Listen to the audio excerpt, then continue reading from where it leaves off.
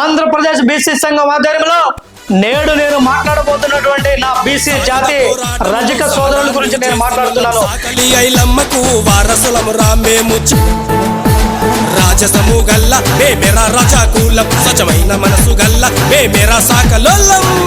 ఈ సమాజ నాగరికతకు శుభ్రత నేర్పినటువంటి కులం నా రజక కులం అని చెప్పేసి ఈ సందర్భంగా తెలియజేస్తున్నాను.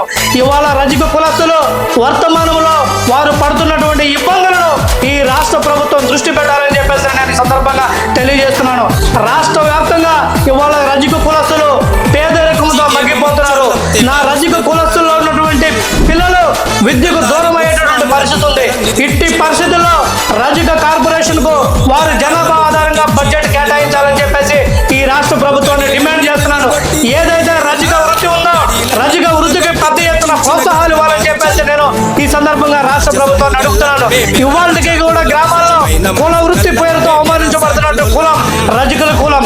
అటువంటి కులాన్ని అవమానించకుండా BC commission BC protection act లో బలమైన యాక్ట్ గా బలమైన చట్టం తీసుకొచ్చి రజకుల కుల వృత్తిని ఎవరైనా సరే కించపరిచారంటే నాన్ బెయిలబుల్ కేసులు కూడా బుక్ చేయాలని చెప్పేసి నేను ఈ సందర్భంగా నేను ఆంధ్రప్రదేశ్ బీసీ సంఘం తరఫున డిమాండ్ చేస్తున్నాను. ఎందుకంటే ఇవాళ రజక సోదరుడు లేని గ్రామం లేదంటే అతిశయోక్తి కాదు. ఈ నాగరికతకు సంప్రదాయాన్ని నేర్పిన సంస్కృతిని నేర్పిన క్రమశిక్షణ నేర్పిన మంచికైనా చెడుకైనా ముందు వరుసలో ఉండేటటువంటి వ్యక్తిత్వం నా రజక కులస్తులని చెప్పేసి తెలియజేస్తూ అతి త్వరలోనే ఆంధ్రప్రదేశ్ బీసీ సంఘం ఆధ్వర్యంలో రాష్ట్ర వ్యాప్తంగా ఉన్నటువంటి రజక సోదరులను కలవబోతున్నామని చెప్పేసి తెలియజేస్తున్నాను.